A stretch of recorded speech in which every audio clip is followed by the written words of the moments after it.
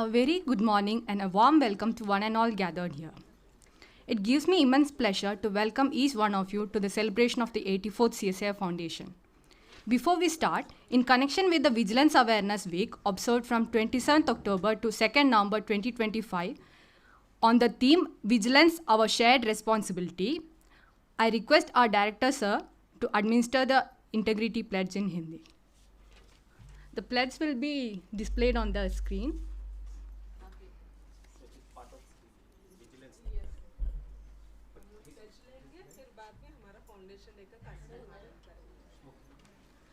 I request everyone to please rise and administer the pledge. I will just speak in Hindi and then Hindi में ही sir हाँ पूरा हिंदी में ही है yes sir हमारा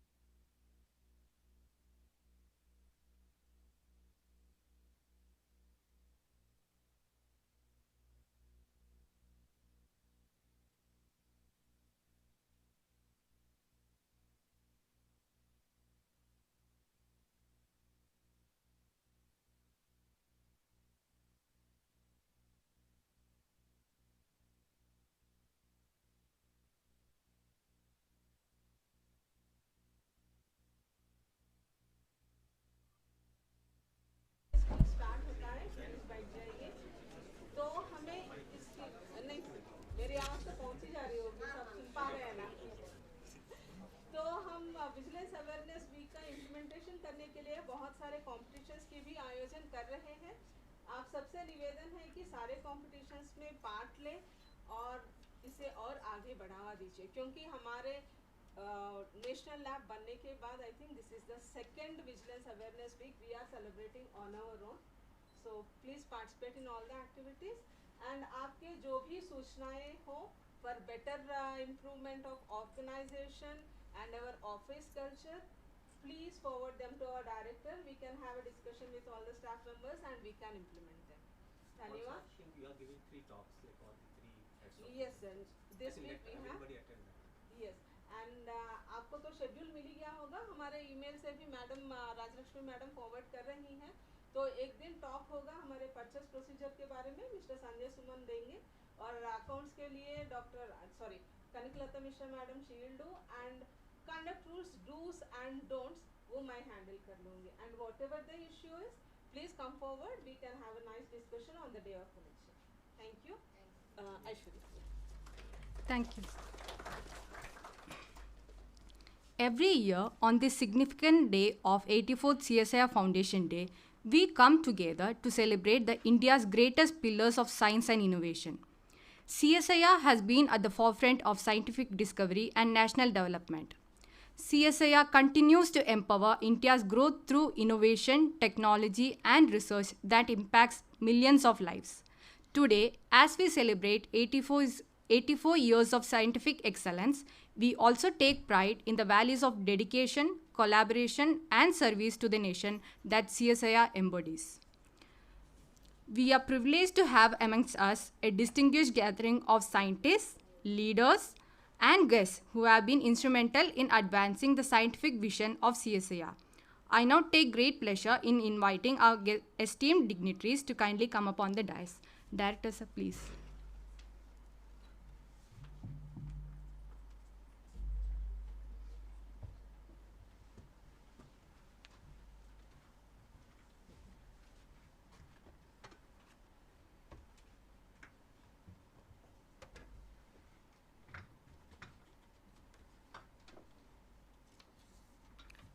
To mark the auspicious beginning of today's celebration, we shall commence with the lighting of the lamp, a symbol of knowledge, purity, and enlightenment.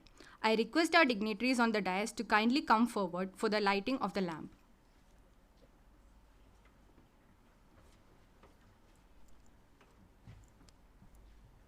I request Dr. Imtiaz sir and Anil Kumar sir to join.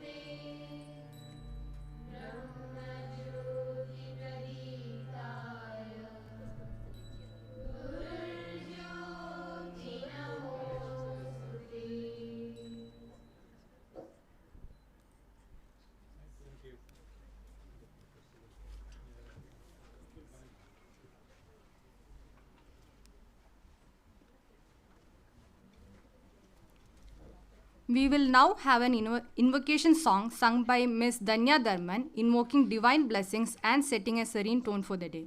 I welcome Ms. Danya Dharman.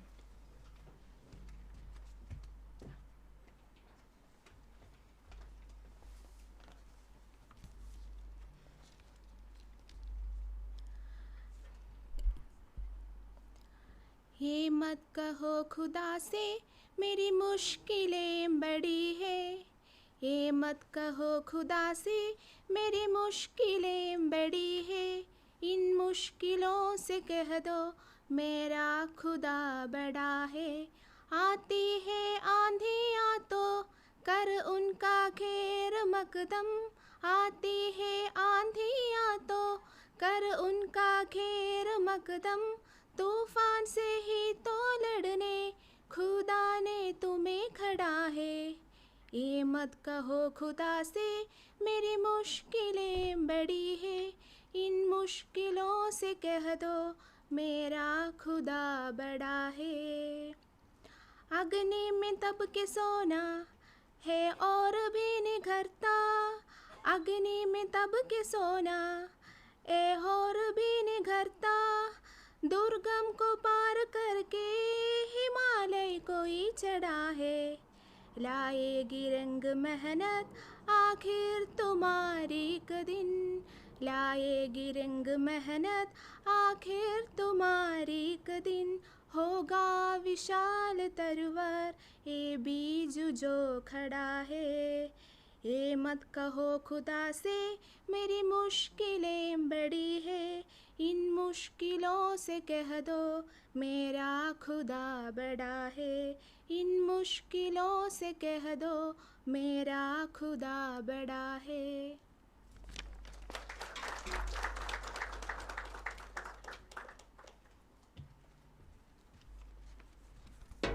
Thank you, Danya, for the beautiful and soulful rendition.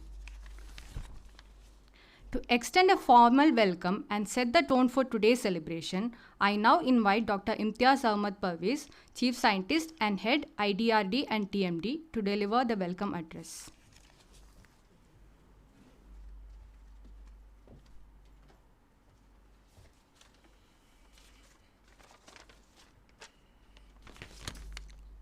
Thank you, Aishwarya. Dr. G.K. Patra, our Director, CSIR 4PI.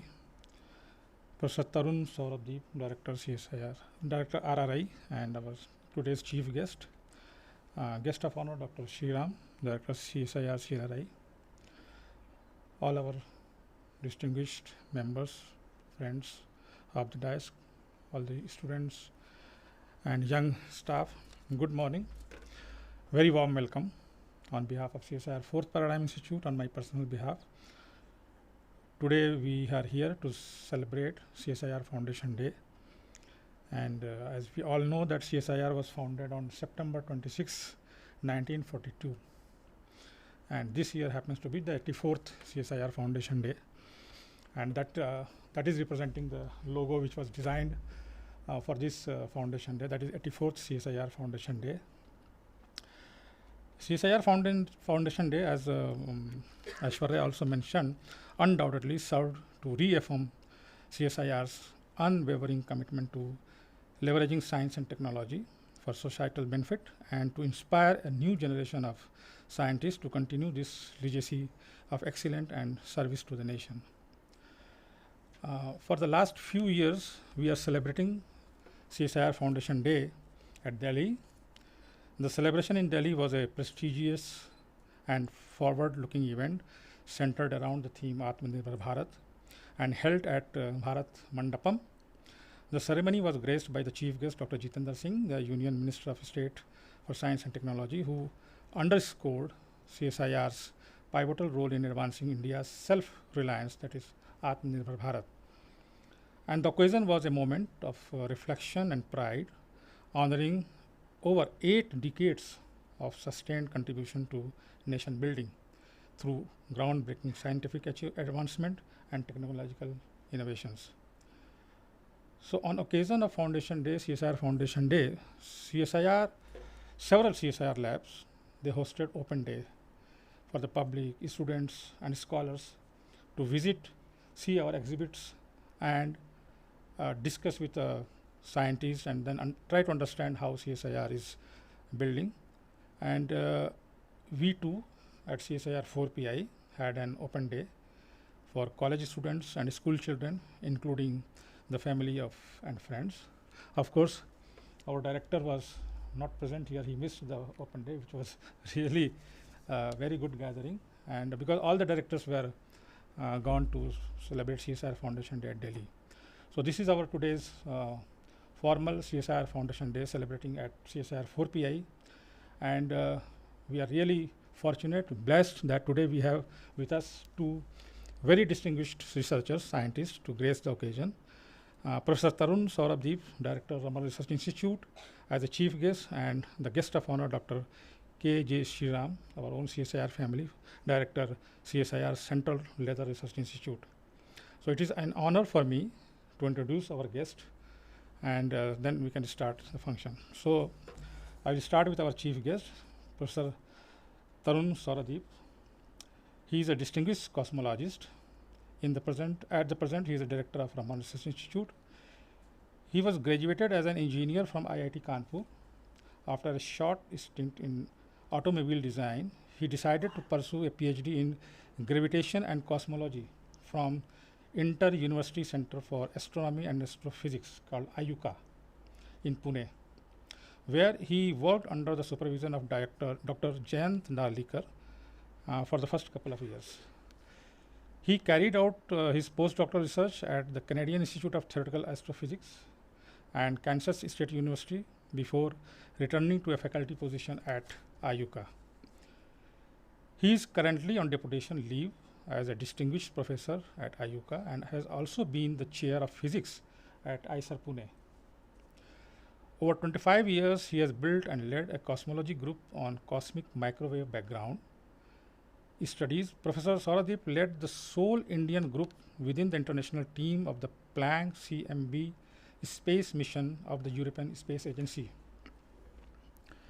His contribution to science has received several national and international recognition. He has been elected Fellow of the International Society on General Relativity and Gravitation in 2013 and is a co-recipient of the Special Breakthrough Prize in Fundamental Physics 2016, Gruber Cosmology Prize 2016 for the recent discovery of gravitational waves. He is also recipient of many awards in India, including J.C. Bose Fellowship, Swarna Jayanti Fellowship, NASI Scopus Award, B.M. Birla Prize, Vikram Sarabhai Research Award, Shastra Award, among others. He is a Fellow of Indian Academy of Sciences and also the National Academy of Sciences, India. He served on numerous key roles in the LIGO India Mega Science Project till April 23 and currently leads an ambitious space mission proposal, CMB Bharat, to ISRO, targeting the discovery of primordial gravitational waves emanating at the birth of the cosmos. Sir, we are really very glad to have you here. Thank you very much for accepting our invitation. Now I request our director to please welcome Professor Tarun with a bouquet of flower. Oh, with a plant. So this is a surprise for me.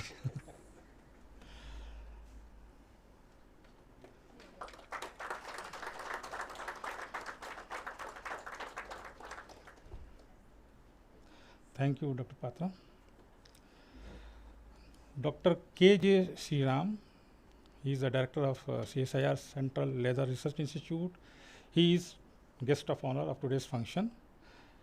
We know him very well. He is our CSIR person, and then he is also our MC member. Briefly, I will introduce about Dr. Sriram also. He is a leather technologist whose innovations such as formaldehyde-free aromatic fillers, chromium management solutions, and recovery of chemical values from footwear industry waste showcase his commitment to eco-friendly practices while applying the fundamental principles of chemistry. His involvement in key projects such as industrial waste management has opened new avenues for generating values from waste materials. As a director CSIR CLRI, he led the establishments of India's footwear sizing standards and developed vegan alternatives to leather. With over 120 publications and 20 patents, he is a recognized leader in his field, having received prestigious awards including the CSIR Young Scientist Award and the National Innovation Award. A fellow of multiple esteemed scientific societies, Dr. Shriram was recently honored with a Distinguished Alumnus Award from Anna University. Thank you, Dr. Shriram, for accepting our invitation and coming to grace this occasion. I again request our director to please present this wonderful plan to him.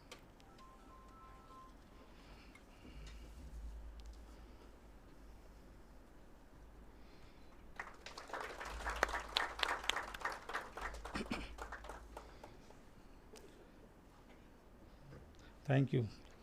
So with this brief introduction, I once again very warmly welcome to all of you to this celebration of our CSIR Foundation Day, and thank you very much. Jai Hind.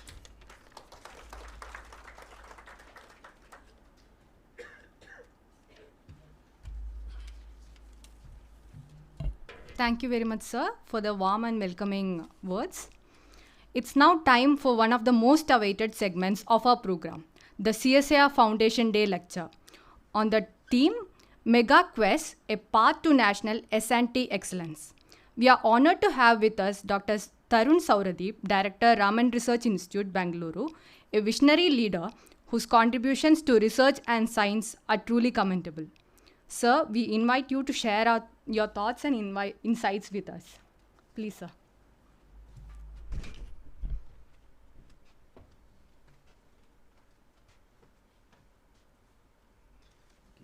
there going to be slides?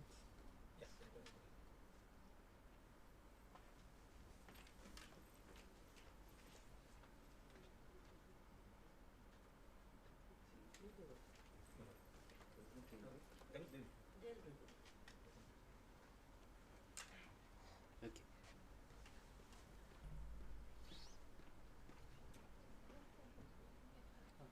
Yeah, This is forward, sir, and Yeah, this is yeah. backward. You need mic, sir. You can use this one or collar mic. collar mic.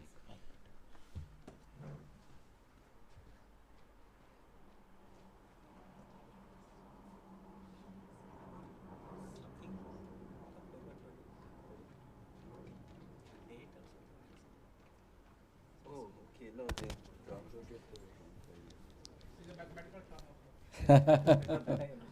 no, so the date. Yeah, that's it. Yeah, maybe it's downloaded. Okay, good. Yeah. Am I audible? Yes, sir. Okay, excellent.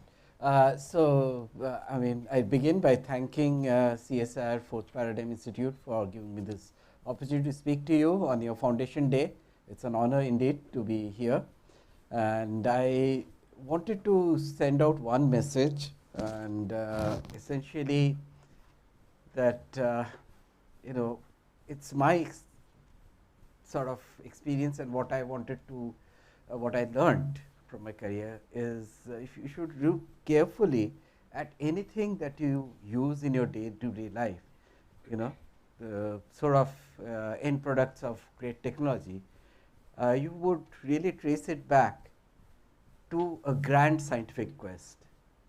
Nowadays, if someone's taking camera photographs, all the lenses and all. See, the whole push came from the times of Galileo, when Galileo asked a lens maker to make exceedingly good lenses of that time to be able to look at the moons of Jupiter, and that started the entire story by itself, right?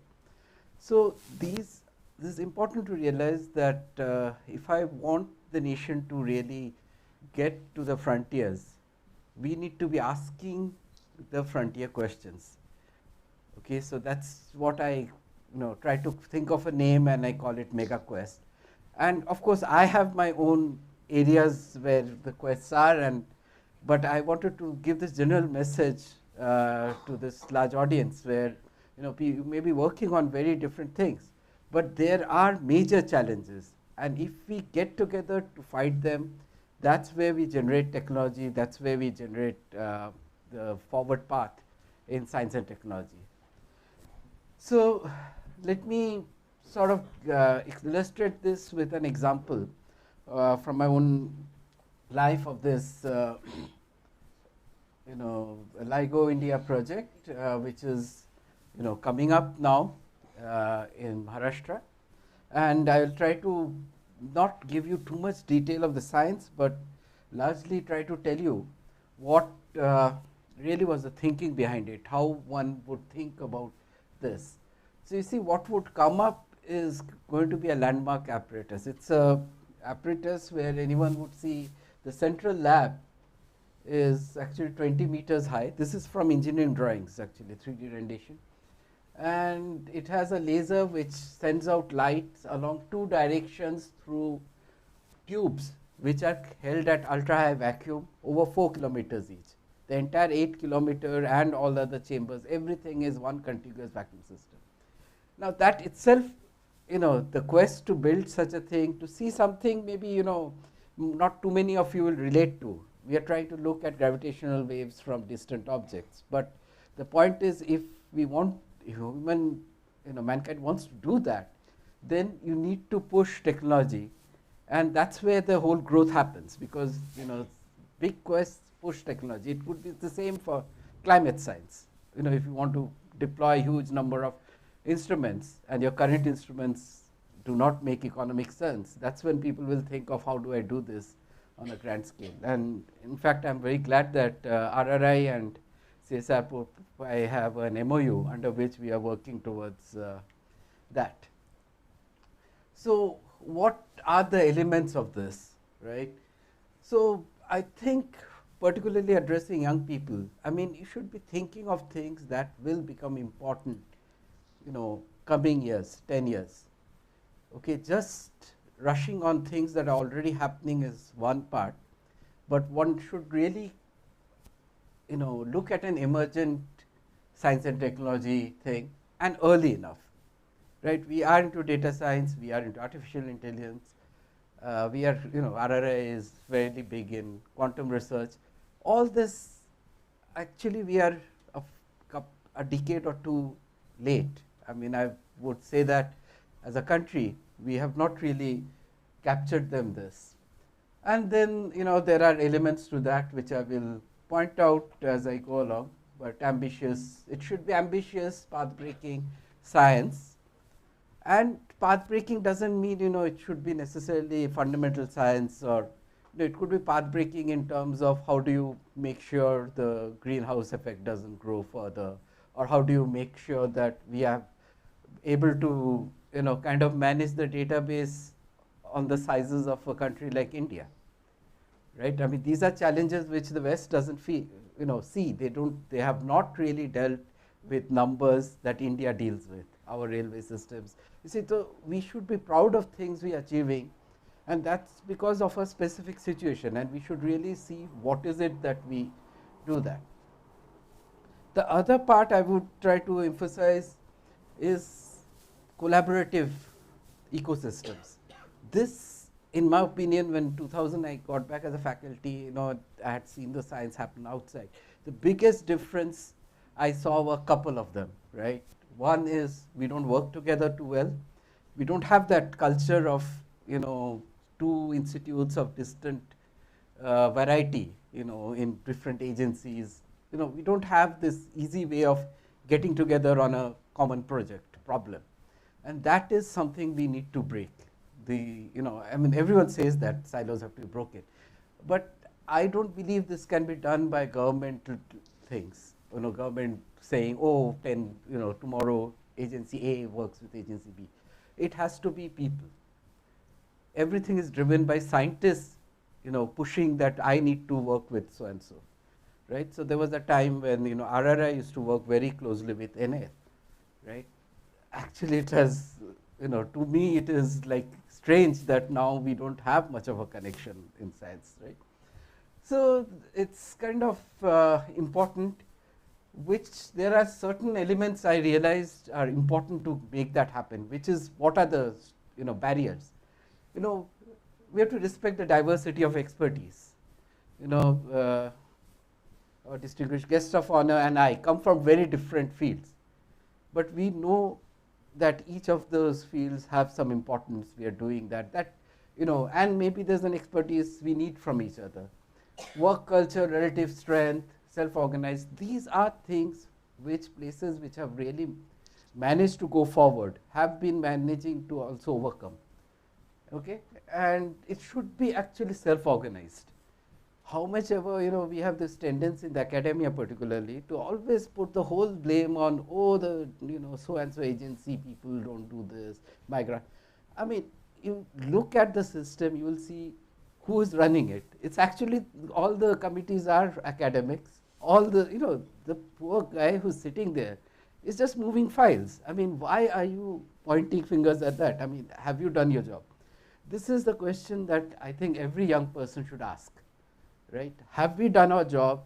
And then go and say, oh, the work is, and this is not, I'm not talking about the current government or previous government or whatever. No, it's a apolitical statement that look at yourself, see whether you have done your job before, it's easy to blame others and, be happy. Okay, so that thing, and then there are of course these differences which anyone has to. Another thing which I found was lacking is confidence. We are very scared as a society of making mistakes or being hauled up for a mistake. And this has started from school days. I mean, look at a child. So I realized this when I had my first graduate students. I had a couple of students who were foreign and a couple of students who were Indians. Technically, there was no difference really to talk about. We were both. The difference was in the confidence. My Indian student would wait to meet me before taking the next step. Sir, he's so scared that, of doing something which doesn't work. Whereas the other places somehow, good places probably, even here, the confidence is literally lacking, and that flows into other things. So when we were talking about LIGO India, this was 2009, when I first started talking, 2007-9, that kind of a period. From the day one, we were saying we want to do this. And the general thing was, array, don't go out and talk to everyone. What if nothing happens? But such things are so routine everywhere. There are big projects proposed, 10 of them projects are proposed, maybe 6 of them make it. The other 4 are not really, something to laugh about. It's okay, that's the whole idea. You do things, you may have made a mistake or you may not have made a mistake, but things, do not work out. That part, I think, is keeping us from really opening up to the public. Very few. When I came to RRI, I found a big difference between Ayuka, which was set up by Jayant Naldekar. From if you go to Pune, you ask an auto driver anywhere, you're lost. He'll take me to Ayuka. He'll take you to Ayuka. In Bangalore, even in the 5 kilometers around us, no one knows where Raman Research Institute is, right? So this is a problem. This is what you have to overcome. I mean, as an institute, as people, you have to be confident about what you're doing. I mean, not everything is for a prize, not everything is for marks. You're doing something, be proud to say that, be open to say that, okay? And these are some subcategories in that. And active participation, interest and participation, all the aspects of your challenge. You have a challenge, you are focused on a particular section. Of course, no one will do everything. But you have to respect the other guy who is, probably sitting in a lab and, welding something very carefully for you. I mean, if you don't inculcate that thing, you may have just written something on a piece of paper, the equation for it, but someone is making it happen. If we don't have that mutual respect, we will not be able to go forward. This is my, basic message. And I just thought, if I don't want to take too much time, I'll just, give you an example of from the LIGO India story. And I'm not saying this is a unique story or anything, just to tell you how one may think of doing it. See, what we were looking for, what I was personally interested in, is what's an emergent area, because I found that anything, when I came back, in Cosmic Micro background was already a booming topic. It is then I was being asked, oh, why don't we have an experiment in India? See, we had lost 15 years. You can't compete when you're, when the field is at the top. Like data science, to compete, we have to get there, and if we haven't started in time, it will take that much of a challenge to get there. So you have to really, see this early enough. Okay, you should have certain criteria for what you think should do, and your criteria may differ, and I won't really go into that. I mean, some of the essential thing I feel is there should be involvement and benefit in diverse areas. It should bring together many areas of science and technology under a single umbrella. That would be nice, and if you can do what is very difficult, it has not happened that much, is the academia industry collaboration, right? You have to involve this thing. Okay, but nevertheless, the main point is you should be thinking of this, and I was in this conversation where you were pointing out to thinking about the next 50 years of CSIR. I mean, that's exactly what you should be doing. All the young people should be doing that. Where do you want to go, right? You're doing your day-to-day thing, but you should have an eye out for that. Okay, so let me tell you why this gravitational waves, right? So the point is gravitation is a very esoteric subject. You know that space-time tells, matter in space-time tells it how to curve. So for example, our understanding of gravitation is not a force, but it's just that, sun curves the space-time around it, and the earth is actually moving in a straight line in that curved space. Remember that on a ball, the straight line is actually a closed orbit. Okay, so it was proposed more than a century back. It had matched all experimental tests since the 1960s. So the question is, why do we want to do more? There was one part of it which was a major qualitative unique prediction beyond Newton's theory.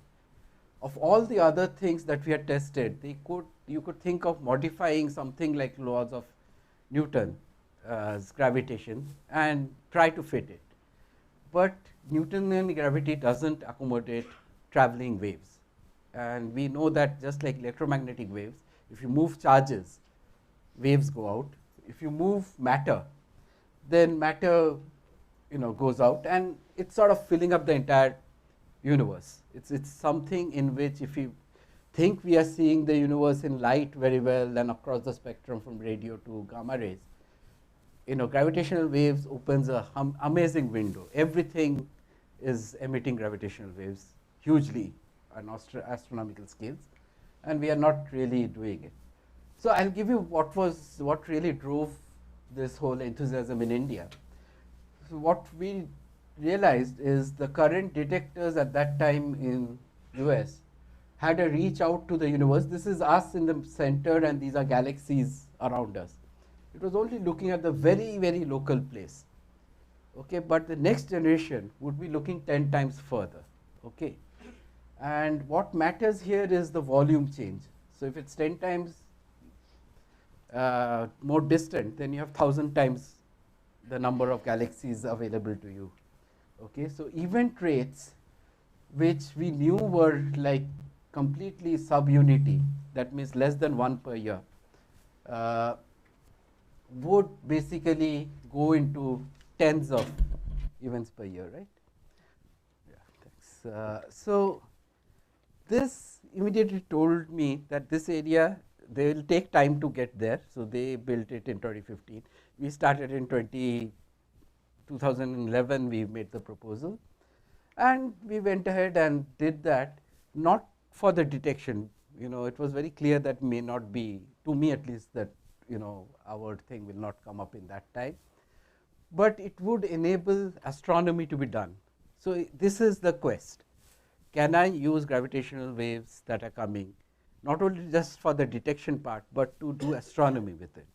And that is what we set out to do.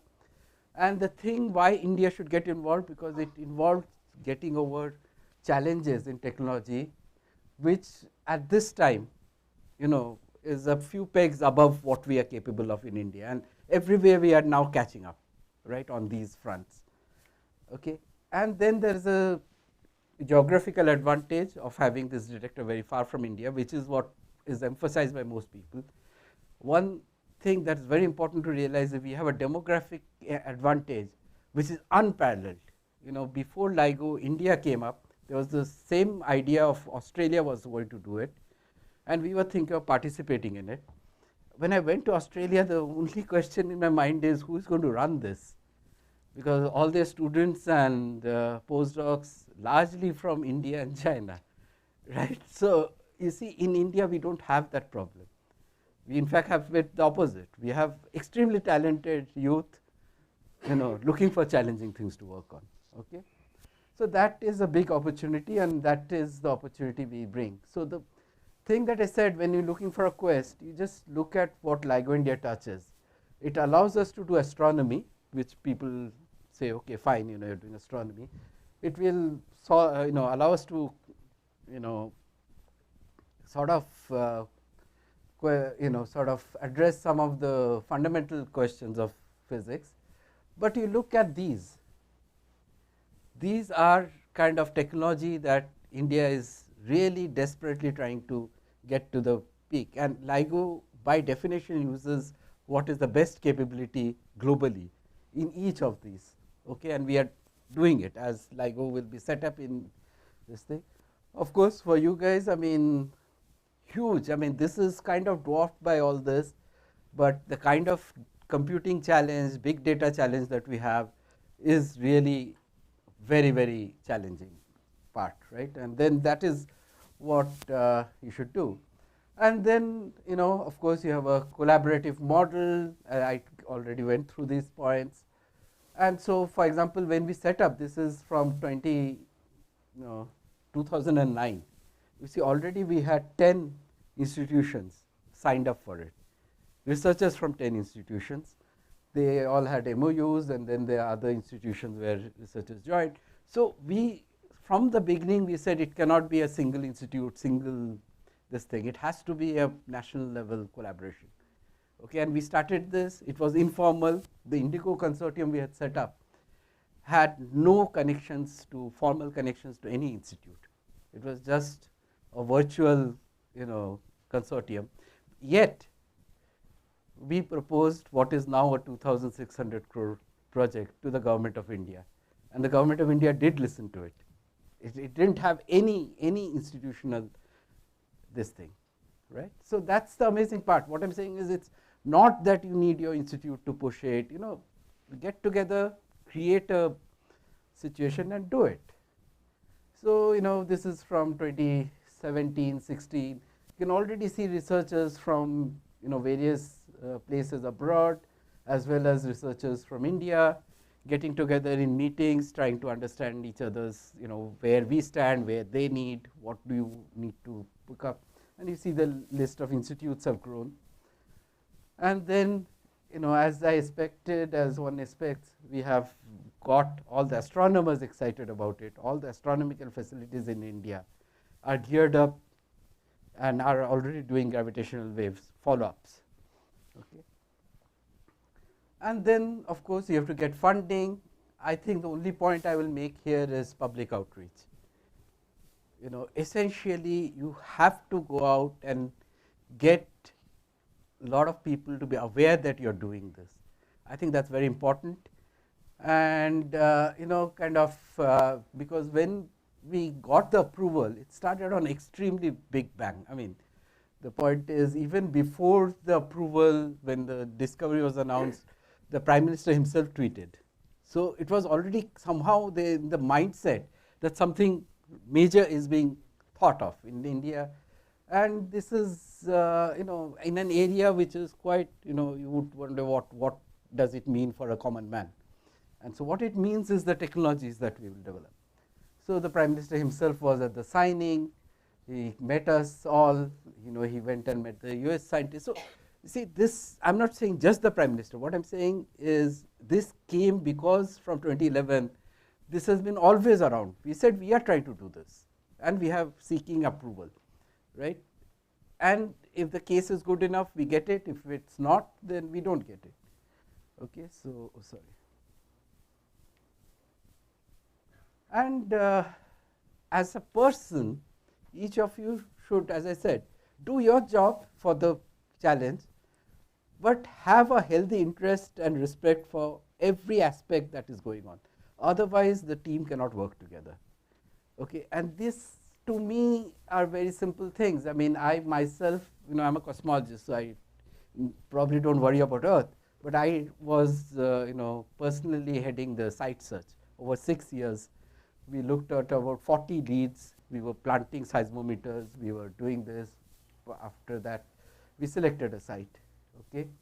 And we had a lot of challenges. None of these are my standard, day to day. And I'm not saying I was doing everything, but I was overseeing, making sure the experts were there doing this.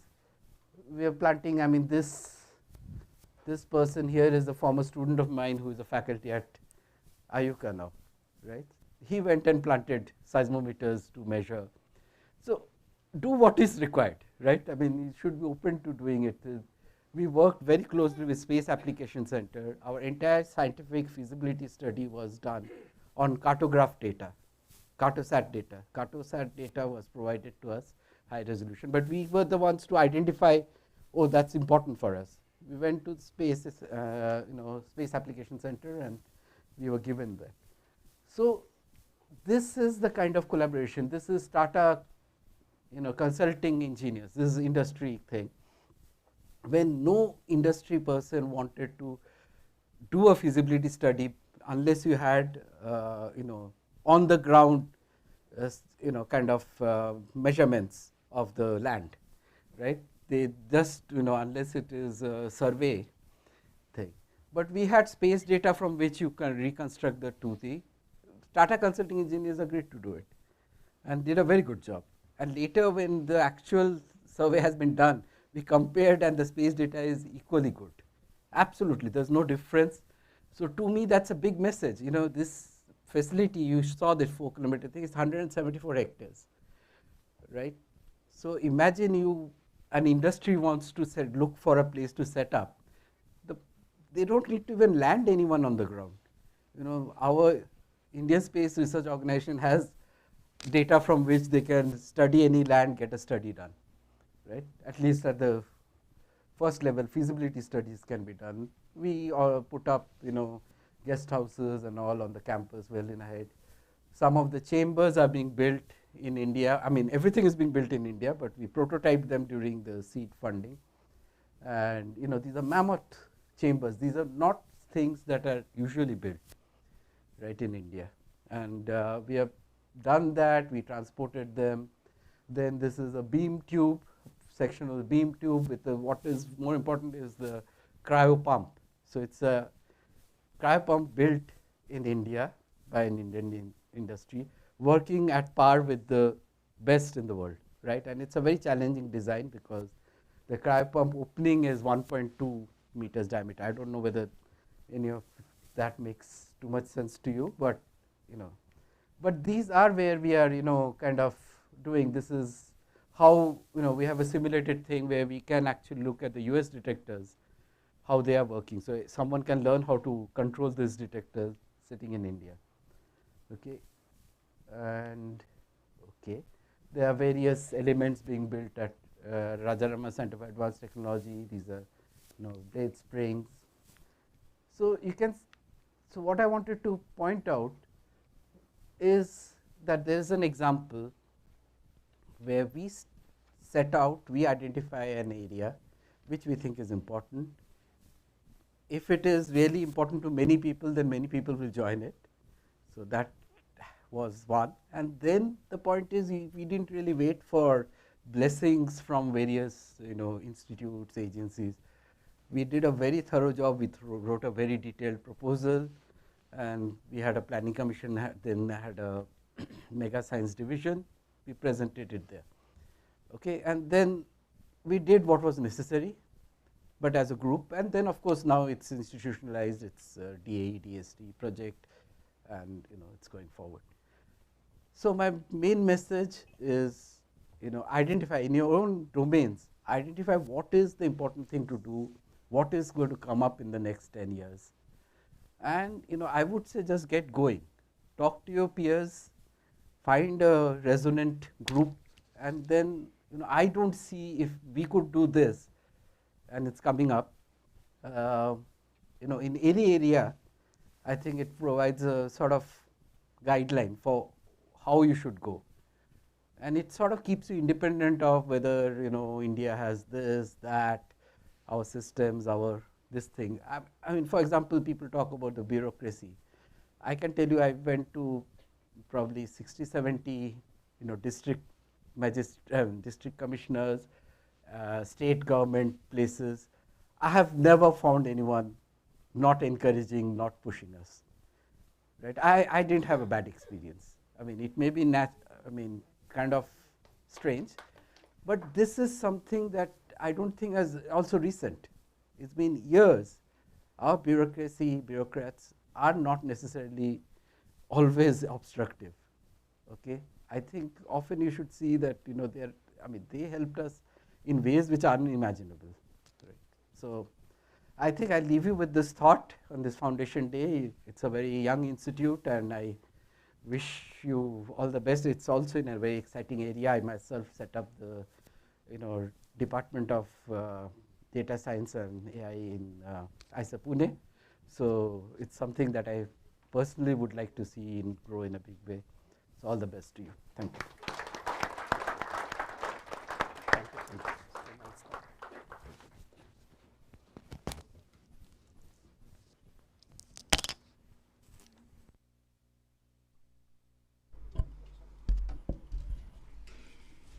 Thank you, sir, for that thought-provoking and deeply enriching address. Your words remind us of the importance of curiosity, perseverance, and collaboration in the pursuit of science. We now move to the release of the annual report of CSIR 4th Paradigm Institute, a record of our institute's achievements and milestones over the past year. I request the dignitaries on the stage to kindly do the honors.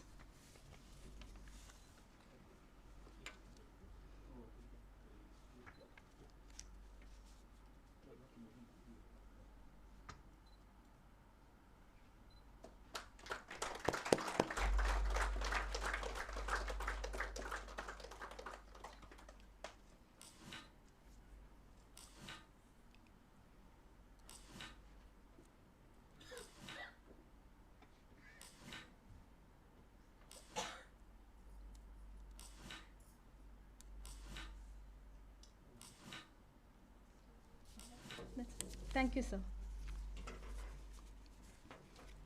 I now invite our guest of honor, Dr. K.G. Sriram, Director, CSIR Central Leather Research Institute, Chennai, to do the address. Dr. Sriram has been a guiding force in research, innovation, and sustainable technology. We are truly honored by your presence today, sir.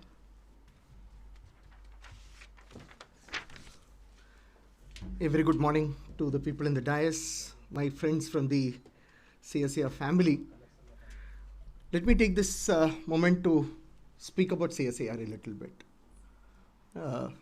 Given the time, let me start with my own institute, because the chief guest of the day comes from the Raman Research Institute. And it so happened that for whatever reasons unknown at that point of time, we were born 6 months immediately after the independence. April 1948, we were born, and the system of that day invited Professor C.V. Raman to do the honors of inaugurating the institute, laying the foundation stone. And at that point of time, Sir Raman being Raman, he said, why is this government of India spending a hell lot of money on an institute which is a cobbler's job, instead of spending money on some high science organization? Possibly the structure of the day decided this is too much of something that we can bear.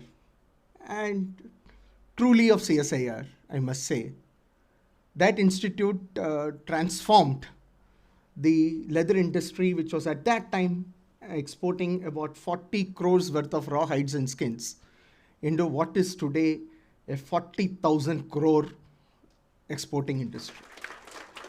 And I can say that every part of what this sector is all about is thanks to that institute.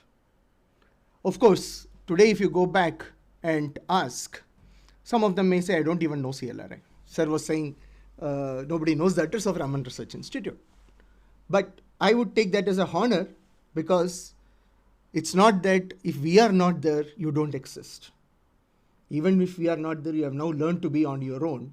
So the parent need not be there for the child to grow. And that's CSIR all about. Now, if you go back and really look at it, the guys who sat and wrote the so-called bylaws and MOAs of CSIR, much before the independence itself, they wrote it in such a manner that it is actually applicable even today. Anything and everything that we want to do is actually there in the MOA and in our bylaws. Only problem is, as we grew, we learned not to read it, and we learned not to read it the proper way to read it. Because today we use words like startups, innovation park, incubation center. Those were terms which were not there at all. They used a very simple language at that point of time called any entity to promote science. So whether it is incubation center or innovation center or demonstration center or whatever, they called it an entity to promote science. So if you go back and look at today's jargons there, you may not find it. And if you want to go and add those jargons to today's MOA, 10 years from now, the MOA will become obsolete, right? So this is where we are. Of course, CSIR again is a funny organization that we always depended on outsiders to tell us what we need to do. And therefore, we brought a person called Kelkar from some finance ministry at that point of time. And he said that he looked at CSIR at that time, about 36 labs or something was there. And he said that, look, CSIR has to be there in 4 quadrants. You call it public research, private research, social research, and strategic research. Now, he put us everywhere. Now, it became a challenge for us. You go to your interview with 10 papers, you will say you have don't have a patent. You go with 100 patents, you will say you have not transferred your technology. You go with 10 technology transfer, you will say you have not done anything for society. So what we wrote for ourselves became a challenge. Now, why did this happen? The reason happened because, as Professor was saying, we wanted to look at each of our labs in silos. What Mr. Kelkar wrote was CSIR as a whole, not CSIR in silos. So if you want to ask 4PI to do everything, it's better not to have a 4PI. Let's be clear about it. So the whole aspect of this is that we have to not work in silos, but look at CSIR as a whole. Thankfully, Dr. Brahmachari brought that at least one part that he added about CSIR in front of every one of us. Otherwise, what was happening is when we were all trying to do the 12th plan document, Professor Brahmachari had gone and attended a meeting in Planning Commission. And he was given a lecture for 20 minutes about one institute which is doing extremely well and was ordered to replicate that institute. It took Professor Brahmachari to really understand what institute they were talking about. And that institute happened to be the National Chemical Laboratory, which was CSIR's own laboratory.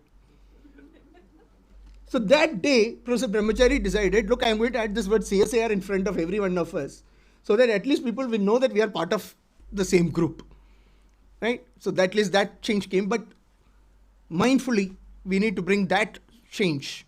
Of course, something has happened by being thematic now, at least your money is sitting in the thematics. So at least in the name of thematics, we have grouped somewhere. But still, I think there's a lot more that we can do to being together instead of being in silos. Now, when we say that we will be together, the problem is, again, how do we address each other's personal needs while meeting the common need? Unfortunately, what happens today is that when you go to the committee, you only talk about yourself. You won't talk about your brother and sister. So this is where we get into trouble, because wherever we go, we speak only about a small part of CSIR, not the gigantic CSIR as a whole. And I think this is a time that we need to really start speaking CSIR as a whole. And my request to every one of you is that learn a little bit of CSIR so that wherever you go, you can at least say for 2 minutes, what is CSIR altogether? What are we, at least, we should be able to say one line each of what each of our 37 labs is doing in that go. So this is something which I would request every one of you to really look at it. Then comes the next issue of where is CSIR? One thing that we all have to really understand is that CSIR is a different organization. And I think this is where we have miserably failed. And I think that's where Raman Research Institute or Professor really was successful to point out that they are different and they need to do this LEGO thing. Whenever the system around us wanted to compare us against people who were born after us, we just succumbed to it. Today we are being compared against ISRO, DRDO, DAE, and all that. In fact, when I was asked to go and talk about CSIR's recruitment and manpower thing, I had to tell the DAE, sir, you are asking me to compare me against DAE's recruitment and assessment board. Please go back and read that document. That document is signed by one person called KV Raghavan, who retired from IICT of CSIR and went and wrote that document looking at what was CSIR. So this is where CSIR has to stand up and say that, look, we are the grandfather and grandmother of all of you. Right? So please do not succumb to the newly grown children and say that they are doing much better than us. It just happens that we kept on succumbing to them through their thoughts. When we are told that go back and look at the IIT's entrepreneurship model, this entrepreneurship model, this, that. Actually, they were all there in our system. And many of them, sorryfully to say, are tried out and failed systems which are being propagated in those systems also today. 30 years back, 40 years back, we would have tried all these things and then decided get lost. It's not working. So these are things which I think as a CSIR, we should be really looking at. And therefore, I think we should really understand CSIR from its bottom. Whether you are a new lab, old lab, does not matter. What matters is that we understand CSIR from its birth.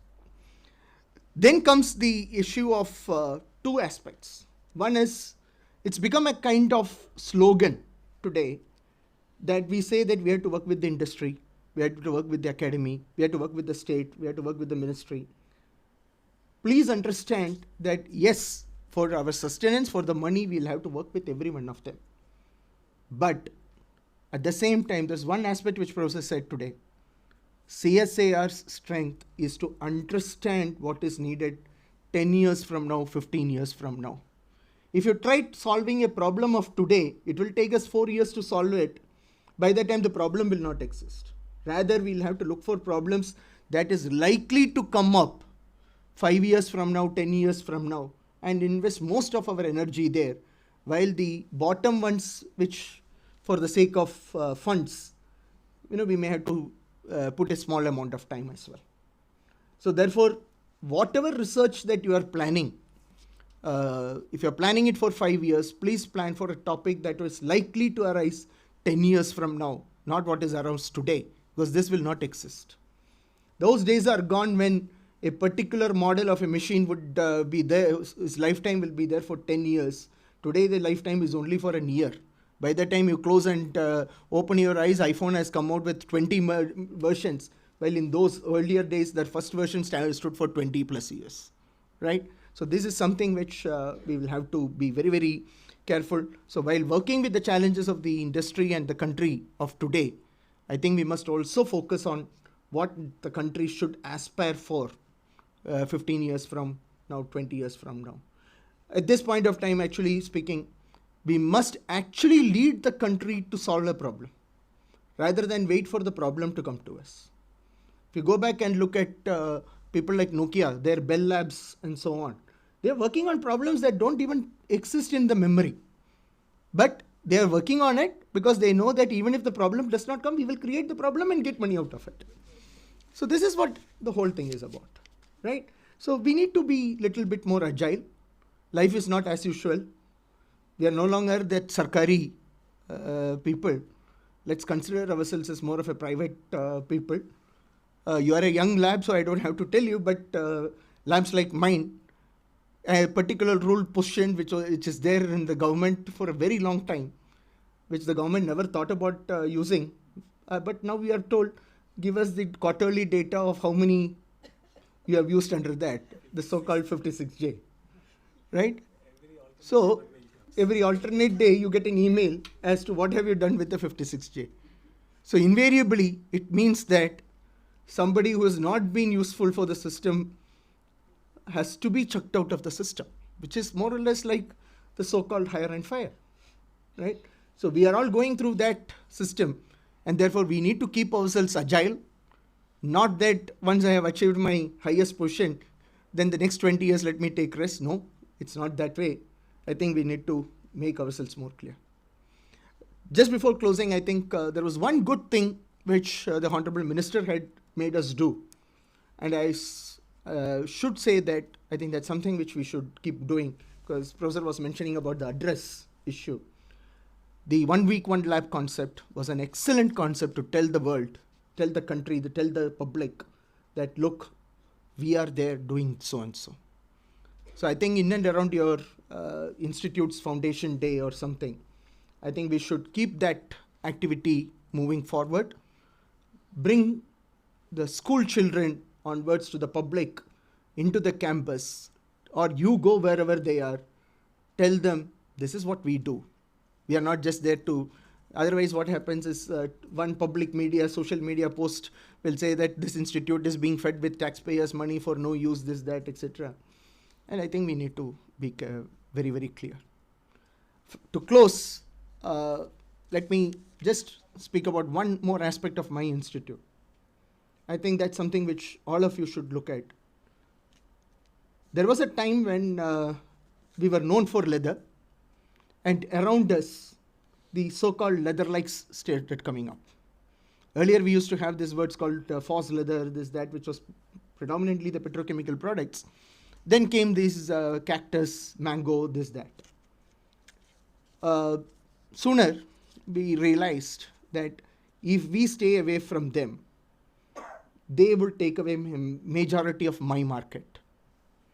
And therefore, the institute had to take a call that we don't have taboo in science and technology. We will work on that as well. So today, what we could do was that while we promote leather, for those consumers, for those industries who would want to go to leather likes, they should not look for another institution but me only. And today, we have a situation wherein even if you want to work with leather likes, you have no choice but to come to CLRI. So to retain the one-upmanship in science and technology from a base that we have, I think we should never think, I am only working in this very narrow area, I will not go beyond it. If there is an interdisciplinary strength in us, which can some strength that we can borrow from our sister labs as well, I think we should just go ahead, pick it up, take it forward, and make sure that the leadership position that we have, we never lose. Thank you very much.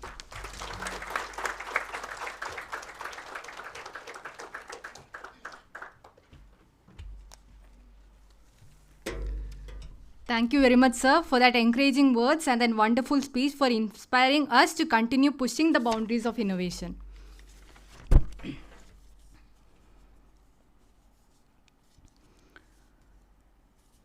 Before we proceed further, we take a moment to appreciate young minds who embody the spirit of curiosity and creativity that CSIR promotes. It gives me great pleasure to announce the prize distribution ceremony for the winners of the Jignasa Essay Competition. This initiative under the CSIR Jignasa program encourages students to explore, question, and write about the fascinating world of science. I now call upon Ms. Pavitra Enna, Senior Scientist, for the prize distribution for Jignasa Essay Competition. Thank you, Aishwarya. The CSIR Fourth Paradigm Institute Jigyasa team successfully organized the Jigyasa Essay Competition on the occasion of the Independence Day 2025 with the inspiring theme CSIR, Innovation Engine of India. Designed to encourage young minds to reflect upon and articulate the various contributions of the Council of Scientific and Industrial Research in addressing real-world challenges and driving innovation across diverse fields of science and technology. The competition was open to students from 9th, 8th, 9th, and 11th standards across 5 southern states Karnataka, Kerala, Tamil Nadu, Telangana, and Andhra Pradesh, and accepted essays written in Kannada, English, and Hindi, giving students the freedom to express their scientific curiosity in languages they were comfortable in writing. Both online and offline submissions were invited, and by the deadline of 15th August 2025, the event witnessed a response of 181 entries. The evaluation process was completed with meticulous care of different levels of panels, 5 levels. The first prize has been awarded to Ms. Vrishti Mehta of DPS Whitefield, Karnataka, a student of 8th standard, for her essay on octocopter CSIR NAL, which impressed the evaluators with its clarity, originality, and relevance in showcasing the potential of indigenous drone technology developed by CSIR NAL.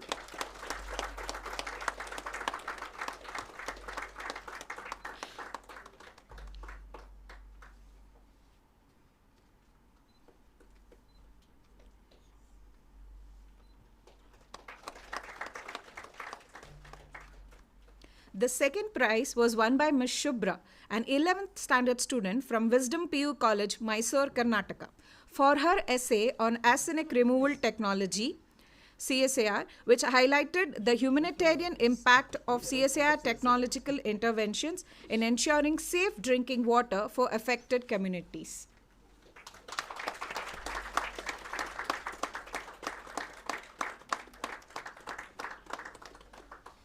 The third prize was won by Mr. B. Lalitaditya, who wrote an essay on Swaraj Tractor CMERI, where he described the role of CSIR CMERI in revolutionizing India's agricultural mechanization. He has not come today. In addition to the top 3 prizes, consolation prizes have been awarded to encourage more budding talents. We have Ms. Jasmine A. of Karnataka Public School, KR Puram, Karnataka, for her essay written in Kannada language.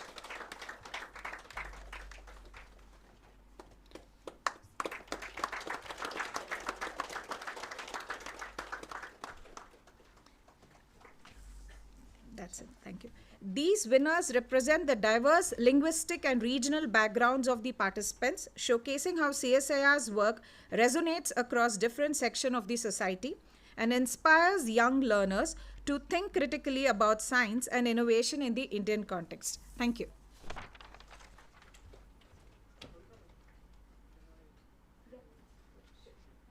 Sorry for the disturbance. First of all, many congratulations on the Foundation Day. Very thrilled and really opened up the eyes and things with the talk which has been given. As a part of this thing, what Krishti has brought it, we wanted to give lead to CSIR 4PI. Last time also we had given a lychee tree. This time, last time the topic was the green thing. This time, Brucey, can you give it to sir? This time we have bought the avocado tree.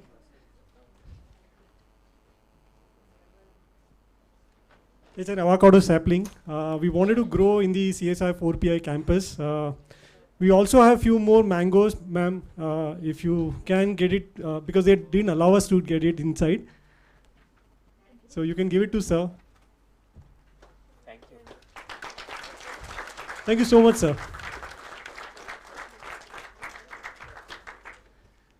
Sorry for the disturbance, and thank you, Pravita ma'am. Yeah.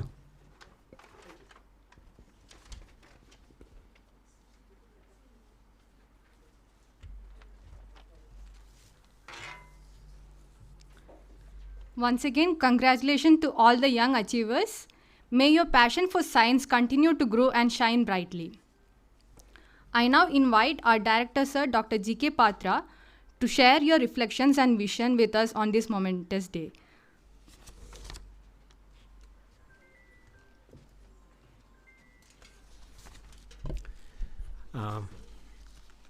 Our chief guest, Professor Sauradip, and guest of honor, Dr. K.J. Sriram, my HODs, all the departments, scientific and non-scientific, and all my colleagues. Good morning to you all. And on the occasion of the 84th CSIR Foundation Day celebration, I welcome you all to this event. We attended the central CSIR program on 26th of September. The only correction is that it was in Ambedkar Bhavan, not in the, you said like, yeah, it was in the Ambedkar Bhavan this time, okay, which was graced by Dr. Jitendra Singh, the Honorable Science and Technology Minister. And there was a Foundation Day lecture by Dr. Seturaman Panchanathan. He is the former director of US NSF, National Science Foundation. He gave also the Amrit series lecture that day. And also, of course, as usual, like DG Madam is like when she speaks, like I think she mesmerizes everybody. But she couldn't attend physically, so she joined online because of her health reason. So lots of importance was given in all the talks that were given were on AI. So the moment people talk about AI, CSIR looks at 4PI as a institute that should be actually working more on AI. Now, of late, now there are interest coming from the other organizations also to collaborate with us so that they can actually use our AI expertise into that. One of them that we are working with ADA, the Defense DRDO organizations, where they are planning for a national AI ML team for all strategic aerospace requirements of the country. So that is where we will be basically looking at as a collaborative thing. So sir, as you said, collaboration is key. We are working towards a collaborative national AI ML team for strategic aerospace requirements, mostly the defense related requirements. So we will be the AI ML wing of that, where NL, 4PI and ADA together will be forming that very soon. Of course, there will be lots of smaller projects which also will be worked through that. Also, I am working with the Ministry of Renewable Energy, especially the NIVE team at Chennai, to look at whether, because they need not have to recruit AI/ML expertise because we have the expertise. So can we be the AI/ML wing of that as well? That is one thing that, again, that is in the discussion stage, while ADA is kind of at a very advanced stage where we are working together. And there are interest from industry as well. There, yesterday I have received a mail from a new startup called Ayurveda AI. So they are planning a kind of a LLM, so that that can be kind of a chatbot where you can give text-based queries and then get the responses from that. So they need help from our side in that aspect. So there are lots of interest coming. And today morning only with Vijayan, we were discussing that the IPRC team of ISRO, they are also showing interest whether we can work with them for various AI/ML things. So there are lots of things happening around. I think lots of requests from outside CSIR as well. Of course, we are treated as a horizontal across all the labs of CSIR, so we are supposed to help other CSIR labs. But one thing, the important messages that happened at Delhi, if you look at the talks that were given, what I just try to say the important messages. I picked 3 important messages from the Delhi event of the 84th thing. One is global thinking with local focus. That's something which we need to do. We should not constrain ourselves to even thinking only in Indian way. I think we should also look at the global way, but our focus should be to solve some problems of national importance here. The other point which came out of those talks is think beyond publication and patents towards impact. I think Dr. Sriram told about the problem that we face, correct, in the assessments, because like when academicians sit there, they look at publications, patents and those things, and they evaluate us. So eventually we get carried away by that. But the country is now looking at us to do something which impacts the people towards that. So the major statement which were made is that we are here to serve the humanity. So 4PI as a horizontal across CSIR and also kind of a strong workforce as a only data science institute, dedicated data science institute in the country. Like you have data science labs or divisions in various IITs, ISC and other things, but then you don't have a specific lab dedicated for data science anywhere. So that is something we need to actually look at as a major this one. I just joined maybe roughly not even 6 months I have finished. So my journey from the foundation day of CSIR 4PI to the foundation day of the CSIR. So that's something which is very, very exciting for me. It's a real learning curve, whether it is man management, conflict resolution, or setting the vision for the institute. It has been challenging but interesting for me. Every day I remember one question that Professor Kamakoti asked me in the interview for the director post. He asked what it means to be a national lab, because we became a national lab only last year, correct? Around June 19th of 2024. The requirement is like, his question is, as a national lab, how do you want to up your institute? How do you want to take it to the next level that it can justify the national lab status? So if I connect the questions by Professor Kamakoti and the discussions or the presentations that happened on the CSIR Foundation Day at headquarters, I look at this as kind of I am getting some clarity about what CSIR 4PI will be doing in next 5 to 10 years. That's how I need to look at. And I think today Professor Tarun talked about like we should also look at much longer thing, so that, and then also like Dr. Sriram talked about that we should be working on problems which are going to be a problem maybe after 10 years or something like that, so that, because for us to work also we will take 5 years. Keeping that in mind, I have committed to technology transfer for 2030. I wanted to mention it here because I think our young scientists should know about it.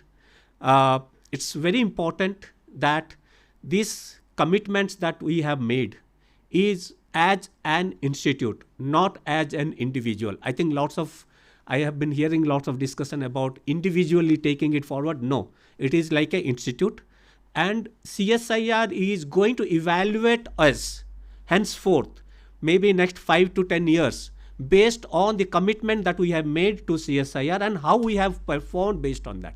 So it is a challenge for all of us to work together towards achieving those commitments that we have done. Just as an information, like we have actually committed to technology transfer. One is a national platform for digital twins for socio-environmental systems.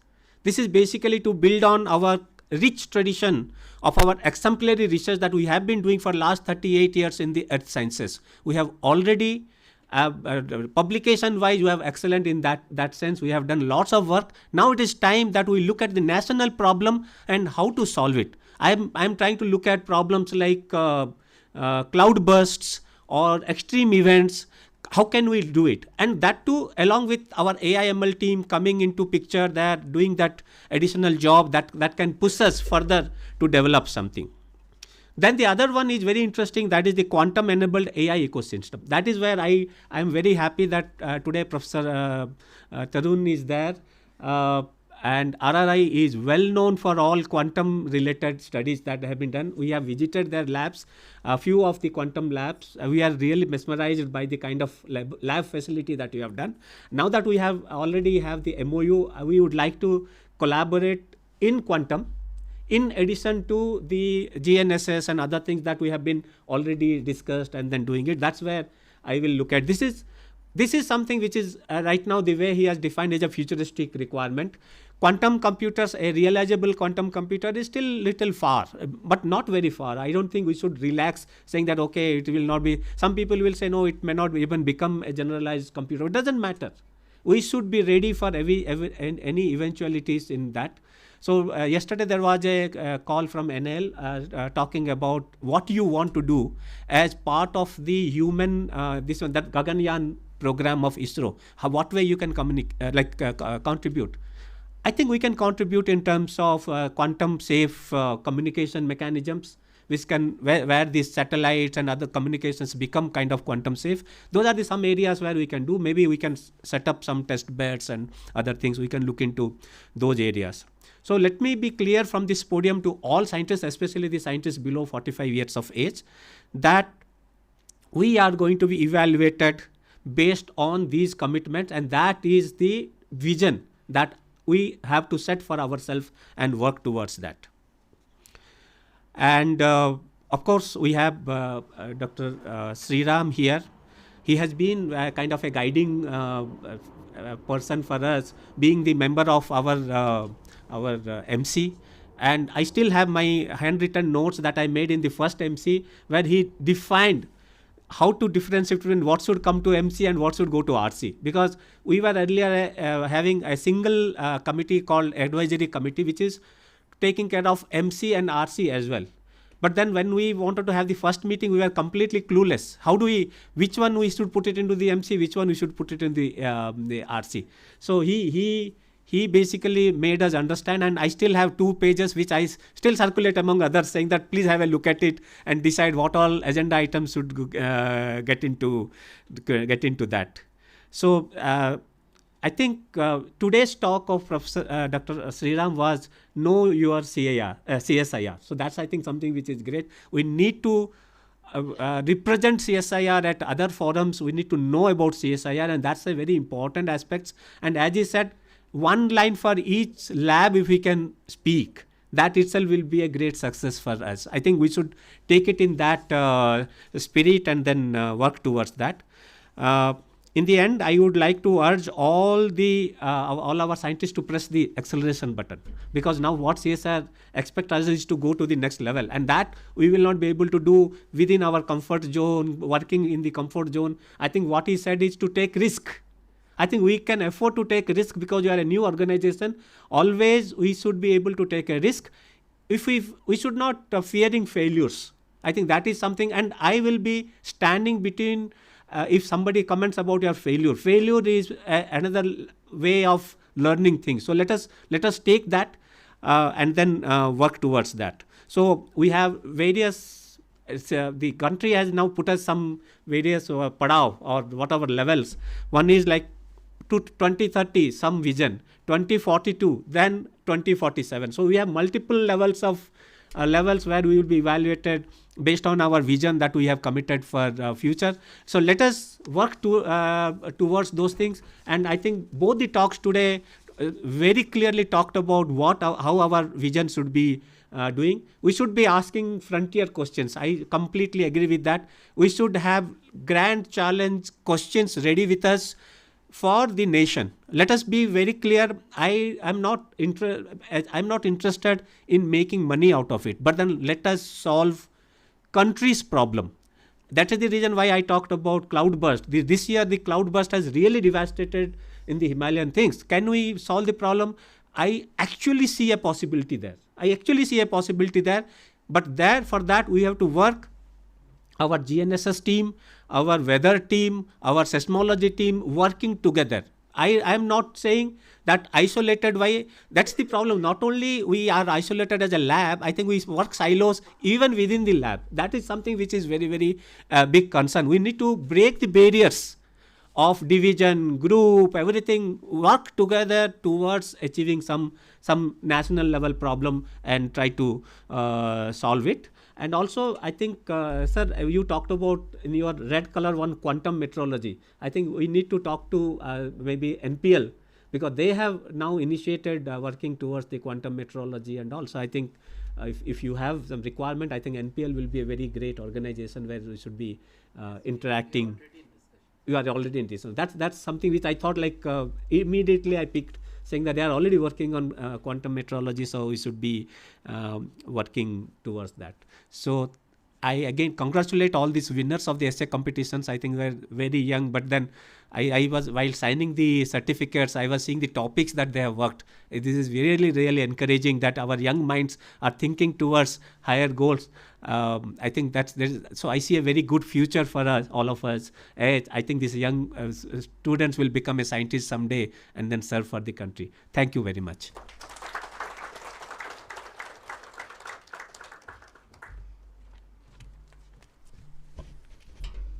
Thank you, sir, for your visionary address. Your leadership continues to inspire everyone at CSIR 4PI to strive for greater excellence.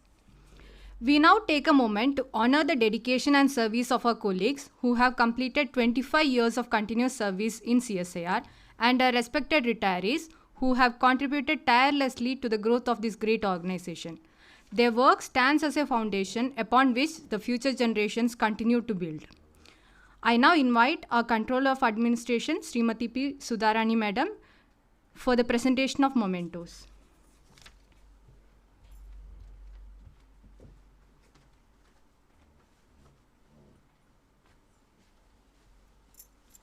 Good afternoon, dignitaries on the dais, dignitaries of the dais, my colleagues. Earlier in the morning, I was talking about good practices which can lead the organization forward. So one of the good practices our CSIR has is honoring the services of the people who are still serving and who have already retired. So as on date, we have got 2 retirees, Dr. Sridevi Jade, former head of 4PI, who started her career in CBRI and has retired as head of 4PI this year only. So, and another retiree is Dr. Ramesh Kallumal, who started his career in 4PI and has also retired from 4PI.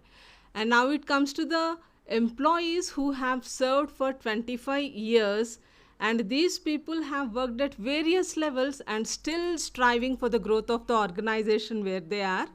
So Srimati Radharamni, she started her journey.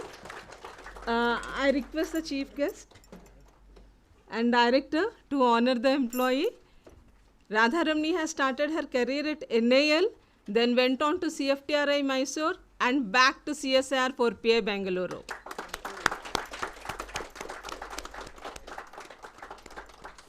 Really a pride and honor to have getting this after completing of 25 years of service. Thank you. Thank you. The next employee is Nirmala, our Hindi officer. She has started her journey at ISRO, then went to NAL and now at CSIR 4PI. Congratulations.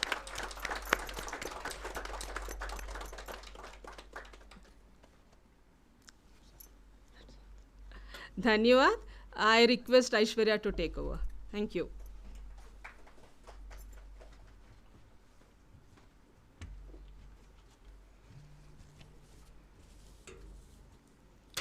Thank you, ma'am. And once again, I extend our heartfelt gratitude to each of them for the years of service and commitment. As we approach the close of this wonderful celebration, I now invite Dr. V. Anil Kumar Sir, Chief Scientist and Head, BRST, to deliver the vote of thanks.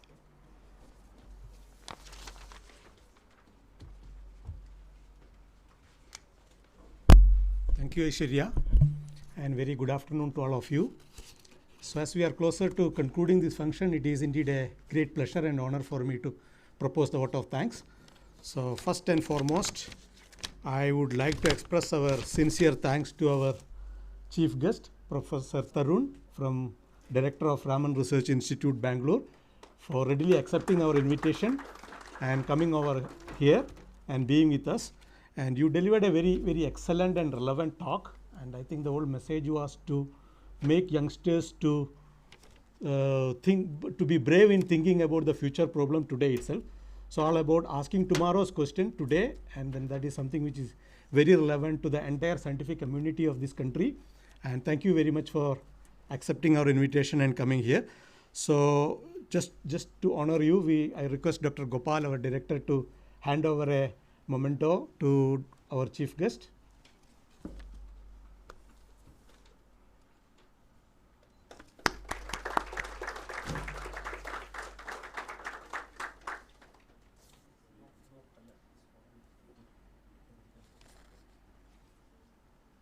Okay, thank you. Next, I would like to sincerely thank our guest of honor, Dr. Sriram, Director of Central Leather Research Institute of CSIR. So thank you very much for accepting our invitation and being with us today. And you are also our Management Council member and have been contributing to the growth of the institute in numerous ways. So thank you, and we look forward for your continued support again. And you also gave a very apt lecture on the occasion of the CSIR Foundation Day. Very effectively brought out the fathers, grandfathers and grandmothers of CSIR system, which is something very important. And I hope CSIR will have more and more such people and getting contributed to the society. Thank you again.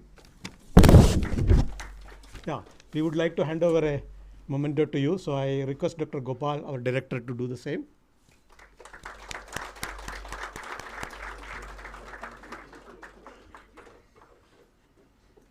Next, I would like to thank Dr. Gopal, Director CSIR 4Pi. You are the host, but nevertheless, we would like to thank you for presiding over the function and also for delivering the presidential address. So thank you.